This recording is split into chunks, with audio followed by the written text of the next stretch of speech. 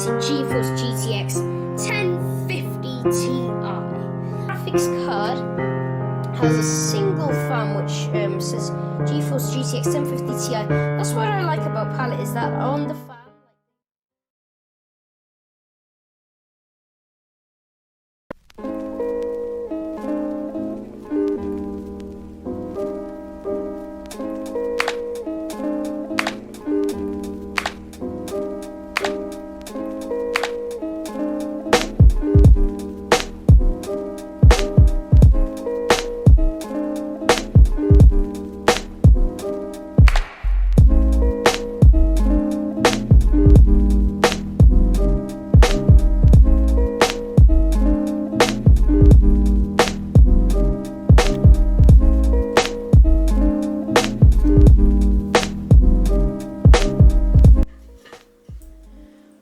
Well.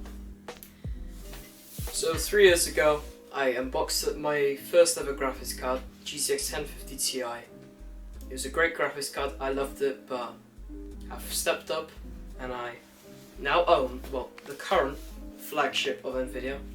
Super excited to make this video. I'm aware that the 3090 came out like October and it's December now, so it's kind of late. There's definitely a lot of people who have made reviews on the 3090, but I bought a 3090. This is a £1,500 card plus inflation. I'm allowed to make a review on it. I might as well. And you know, better late than never. Am I right? Right. So what are we doing today? I'm going to be reviewing the 3090, talking about it. I'll show you guys some benchmarks. And obviously I'm going to talk about, is the 6900 XT better or worse than the 3090 with all things considered. So let's talk about its specs. So we all know that it has 24 gigabytes of GDDR6X memory. It's an absolute massive amount, and that's what we're going to be talking about in a bit.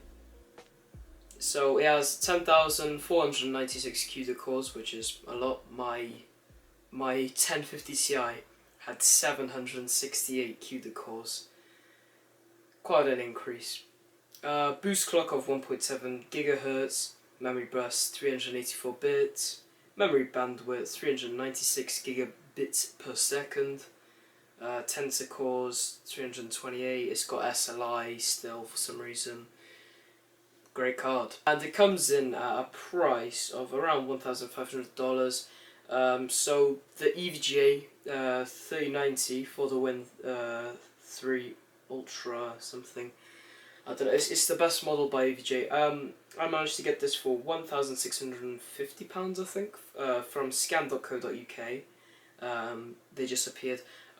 Right now they're on scan, but it's for 1,700 now, so you know, I'm glad I got it for that price. I don't think that's too bad of a price considering all this inflation and stuff. Right, but we're here to talk about not how I got it, nothing like that. We're talking about, is it good? And the short answer is yes, it is good. And before you do anything stupid, if you are getting a graphics card and you want a game and nothing else, you're doing gaming or something. Oh, somebody just bidded on my thing on eBay. So, what were we talking about? Yes, if you're getting a video card and you want a game, and maybe like stream, edit, you know, all the stuff, maybe, do not buy the 3090. Please, do not buy it. If you have a good budget for a PC and you have enough money to afford a 3090, buy a 3080. Unless you are going to buy it for, and we're going to talk about this in a bit again, machine learning or AI or computing or anything like that, something where you will be using the entire 24 gigabytes of VRAM. So you can buy it for gaming, but that's as long, yeah. It only makes sense to buy this for gaming if you're planning to play in 8K, which not a lot of people are going to be doing, because you're paying £1,500 around, once again, for this graphics card, yeah. So, and you might think, well, there you go, that's the price of 8K gaming. No, because I'm pretty sure Let me check. So 8K monitors are incredibly expensive. This Dell Ultrasharp 32-inch 8K monitor comes in at a price of $4,300, plus all the cost of 8K gaming will be somewhere around $15,000. Are you prepared to spend $15,000? Ask yourself now. Are you prepared to spend $15,000 on 8K? And I've heard from people who have played in 8K that you don't really notice, especially in like if you're playing a fast-paced game, you don't notice it. If you're playing like a slow-paced single-player game, you might be able to like appreciate it, but it's not worth it. So for the most people, the only reason you would want to get a 3090 is for machine learning, computing, AI, all that. There's going to be a lot of, like, for example, Fortnite gamers who are like, well, I need 500 FPS, you know, I need all this, no input delay. And quick disclaimer, I have obviously gamed on this card. I've used it for gaming. Like, if I have it, I might as well try gaming, but the reason I got it is for machine learning, AI, computing, all that, okay? So yeah, but for my gaming, right there, I've got a PC. It's got 3070, 3700X, all that, and that's what I'm using for gaming. That's my personal system that I will be using for gaming. This is the system for machine learning. Obviously, I'll be doing the occasional gaming on it because, you know, might as well. But unless you are planning to definitely use the 24GB of VRAM, do not, and I say do not buy this for gaming, okay? So a big difference between the 6900XC and the 3090 is 3090 has 24GB of VRAM and it's GDDR6X.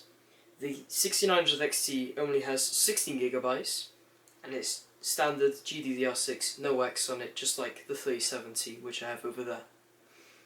Ooh, and also the box over there. And that's why the 3090, although being $500 more, it is a better card. Also, my dad, who, you know, has done computing, all this stuff, he's used Radeon cards before, and he said that Nvidia just has much better technology when it comes to this kind of stuff, and that Radeon cards don't perform as well. So that's why the 3090, I think, definitely does beat the 6900 XT, and that's why people are wrong when they say the 6900 XT beats the 3090. People are looking at it from a gaming standpoint, and this is where so many people are wrong. Obviously, from a gaming standpoint, it is a much better value, and yeah, it would make sense to get that instead of that. But if you are gaming, then don't get a 6900 XT. Get a 3080. It's better than this. It's like it's got pretty much the same performance as the 1600 XT. It's much better value than the 1600 XT when we're talking about gaming. So buy the 3080 instead of the 1600 XT, and you want machine learning, you buy the 3090 instead of the 1600 XT. I'm sorry to break it to you guys, but this is my opinion. If this video did go viral, which it won't, then obviously we'll get loads of comments. I might be wrong, you know. I'm not the biggest expert. You know, I'm not some guy who knows everything, but I know a bit about graphics cards. I know a bit about this and that, and this is just what, off the top of my head, seems like the thing. Right, so we're going to go through some benchmarks now. All these benchmarks are at 4K and they're at maximum settings and with like RTX on and that and that. So yeah. Right, so first of all, in Call of Duty Warzone, we got on 4K once again, maximum settings, everything. We got about an average of 110 FPS, which is, I mean, a great amount. Which means that you could definitely do 1440p, 144Hz. On Warzone, you can do everything with that. If you are going to game on it.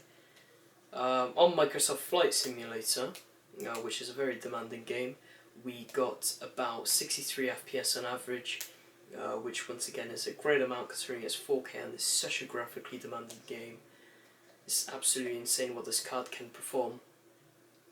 We also did Call of Duty Cold War because, fun fact, if you if you buy one of these or a 3080, you get Call of Duty Warzone, Call of Duty Black Ops Cold War for free.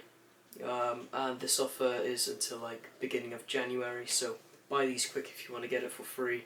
You know, it's the main selling point of these. I mean, who are you kidding? But all jokes aside, you do get that. I find it kind of silly how it's only 3080 and 3090, because those are pretty expensive cards. I don't understand why they didn't do that for the 3070 or 3060 Ti. That just doesn't make any sense.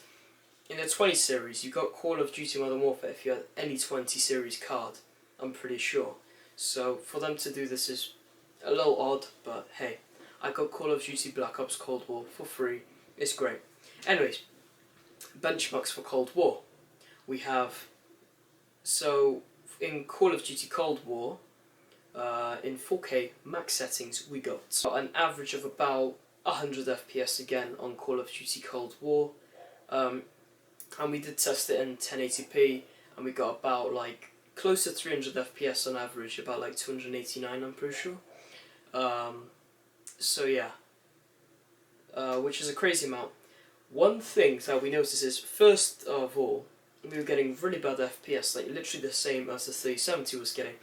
I looked up a video, it goes sort of basically, your card might be for some reason running on PCIe 1 or PCIe 2. You might not have like force turned on PCIe 3, so you have to go into your BIOS, set it to PCIe 3.0, and you will get such an increase. That I think I got a 150 FPS increase from doing that. So if you're having strange FPS like subpar, then do activate that. So yeah, from gaming, it's a great thing. We haven't really tested too much on machine learning, but it's definitely great for machine learning. It's what you would really get the card. A lot of people question its price, and the thing is, if they named this RTX 3090 RTX 3000 Titan, you know, if they called it a Titan, nobody would question its price. But because they called it a 3090, people are like talking about how it's so overpriced.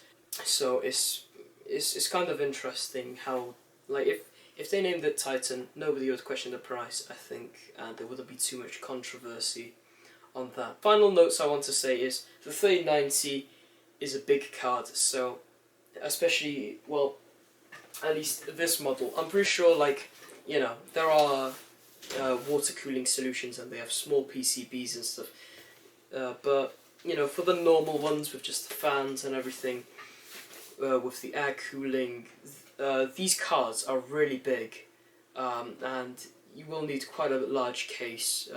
Obviously you don't have to go like really massive, but this is 320 millimeters long, so this is like over a foot long, which, you know, it's quite long, and it's very wide and everything. And it does come with the support bracket. When I mounted it into PC, I don't really see much sag, so I didn't use it. In fact, I tried to use it, but I don't know how to install it. And yeah, so that's basically my full review on it. I mean, I might have missed some stuff out, but you know, I got the general stuff done, and it's another video on my channel. I haven't uploaded in months, so there you go. Alright, well, I hope you enjoyed this video. I will be doing a 3070 full review on that as well soon. I'm just going to be reviewing, you know, everything that I get, because it's just a free video idea. So yeah, thank you so much, and I'll see you guys in the next video. Goodbye.